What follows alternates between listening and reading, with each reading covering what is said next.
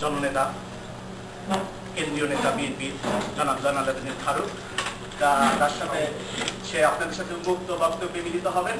আমরা এখানে আমাদের মাঝে উপস্থিত আছেন যুক্তরাষ্ট্র বিএনপির সাধারণ সম্পাদক মুস্তফা কামাল পাশা বাবুল, কেন্দ্রীয় বিএনপির আন্তর্জাতিক বিষয়ক সম্পাদক, যুক্তরাষ্ট্র বিএনপির সভাপতি সহসভাপতি গিয়াস আহমেদ এবং যুক্তরাষ্ট্র বিএনপির সহসভাপতি হযরত আলী, জাসাসের যুগ্ম সাধারণ সম্পাদক ও ওলামা দলের সভাপতি ডক্টর আব্দুর রহমান ও যুব নেতা হুমায়ুন কবির পলাশ, ঠিকানার সম্পাদক জনাব ফজলুর রহমান।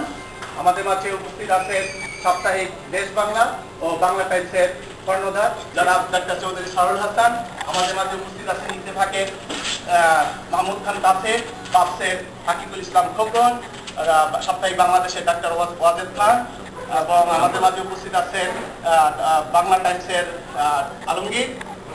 আলমগীর ভাই এবং আজাদ মিশনের আজাদ এবং প্রবাসী বার্তা .com-এর মতিউর রহমান নিকিউ।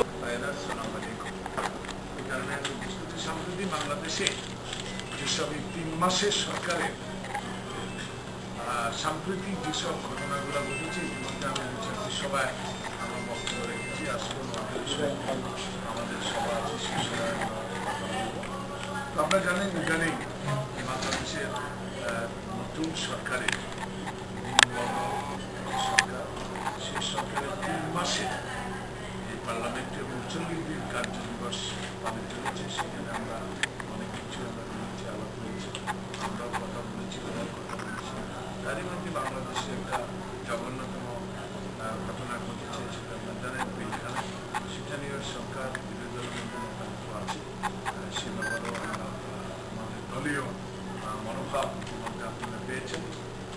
বিশেষ করে পিলখানা হত্যাকাণ্ডের পরে আরেকটা ইস্যু পার্লামেন্ট শেষের পরে আমরা দেখতে পেয়েছি 8 তারিখে ক্যাবিনেট মিটিংয়ে একটা সিদ্ধান্ত গ্রহণ করা হয়েছে যে বাড়ি স্মৃতি রাষ্ট্রপতির স্মৃতি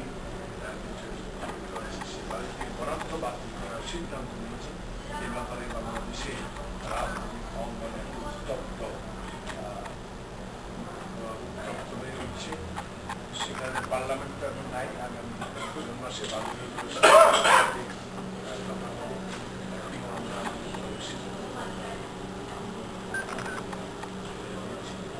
সে কারণে এই ব্যাপারেও আমরা আমাদের দলীয় সিদ্ধান্ত মিশনে আমরা সারা দেশে সমাবেশ করতেছি। সবাইকে ধন্যবাদ। আপনাদের সাম্প্রতিক বিষয় করে কিছু প্রশ্ন করবেন।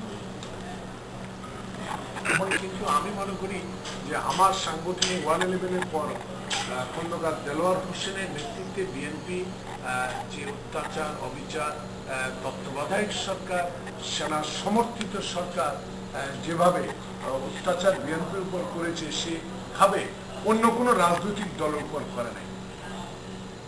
তারই নেতৃত্বে, তার এই সাহসিক ভূমিকা, দুঃসময়ের সাহসী ভূমিকা নিয়ে খন্দকার দেলোয়ার হোসেন যে ভূমিকা পালন করেছে, বাংলাদেশ জাতীয়তাবাদী দলের অঙ্গ সংগঠনের সমস্ত নেতা কর্মী ইনক্লুডিং আমরা যারা জেলে ছিলাম, বেগম খালেদা জিয়া সহ, আমরা তার কাছে কৃতজ্ঞ এবং তার আপোষহীন সহযোগিতার জন্য, নেতৃত্বের জন্য বিএনপি সারা জীবন তার কাছে কৃতজ্ঞ থাকবে এবং মনে রাখবে। রাজনৈতিক শক্তি নিয়ে এখানে সবকে মিলেমিশে একটি সুন্দর শক্তিশালী দল করে দেওয়ার চেষ্টা করছে। অবশ্যই আমার নেতাকে তো আমার একটি প্রশ্নটা হলো যে তত্ত্বাবধায়ক সরকার, বিশেষ করে স্থানীয় সরকারের যে উপজেলা নির্বাচন প্রেক্ষাপটে কিছু আইন প্রণয়ন করেছে, এখন ওই মহাজোট সরকার আসার পর এটি একটু পরিবর্তন করছে, বিশেষ করে উপজেলা চেয়ারম্যানদের যে কিছু ক্ষমতা খর্ব করার ব্যাপার।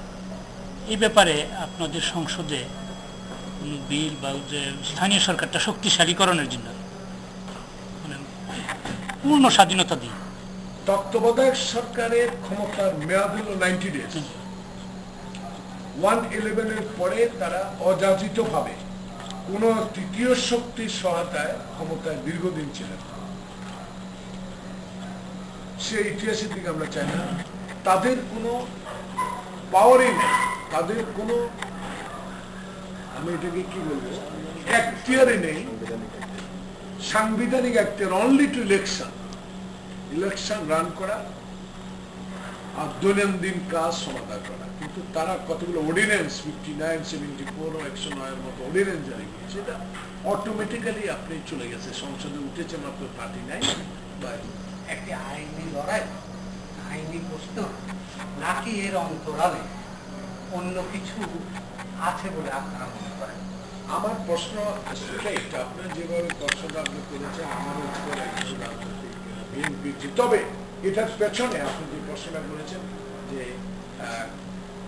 সাম্প্রতিক কিছু ঘটনা এই মহাজোট ক্ষমতা আসার পরে এগুলোকে ভিন্ন প্রভাবে নেওয়ার জন্য, ভিন্ন খাতে প্রভাবের যে চেষ্টা আমি মনে করব, মসজিদের জায়গা দখল, মন্দিরের জায়গা দখল, এইগুলোকে অন্যদিকে প্রভাব করার জন্যই তারা এই ইস্যুটা সৃষ্টি করেছেন, চালানো হচ্ছে। পৃথিবীর ইতিহাসে আমার এই ক্ষুদ্রতম অভিজ্ঞতা, আমি দেখি নাই দুটি তদন্ত কমিটি হওয়ার পরেও আরেকজন সমন্বয়ক নিয়োগ করা হয়। এটা আমি আমার রাজনীতি নিয়ে খুব দুঃখিত আলোচনা দেখি। সেখানে যে প্রবাসে আমরা বিএনপির একটি বিরাট অংশ রয়েছে এবং এখানে অনেকে আমরা সংগঠিত হচ্ছি, শুধু যুক্তরাষ্ট্রে নয়, যুক্তরাজ্যে, কানাডায়, বিভিন্ন জায়গায় রয়েছে।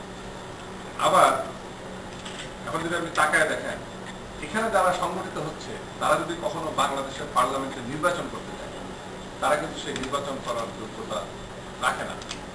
প্রবাসে যারা আছে আজকে বিভিন্ন কারণে এখানে সিটিজেনশিপ গ্রহণ করছে এবং তারা অনেকেই হয়তো মানে 20-30 বছর পরে তারা দেশে যে রাজনীতি করতে চায়, এই রাজনীতির রাস্তাটা সম্পূর্ণ বন্ধ। প্রবাসে যারা রাজনীতি করে আর দেশে যারা রাজনীতি করে একই দল, একই মত, একই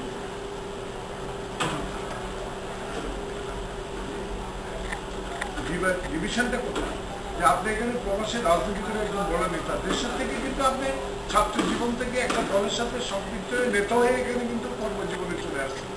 আসার পরেও আপনার দলের প্রতি যে আন্তরিকতা এবং দলকে সংগঠিত করার জন্য প্রবাসে, এটার স্বীকৃতি কিন্তু দল অনেক সময় দেয়। কিন্তু বাংলাদেশের কনস্টিটিউশন অ্যামেন্ডমেন্ট করতে হলে এটা তো তুষার দরকার হতো, আমরা ছিলাম এখন দলের সিদ্ধান্ত ব্যাপার। যারা বিদেশি নাগরিক,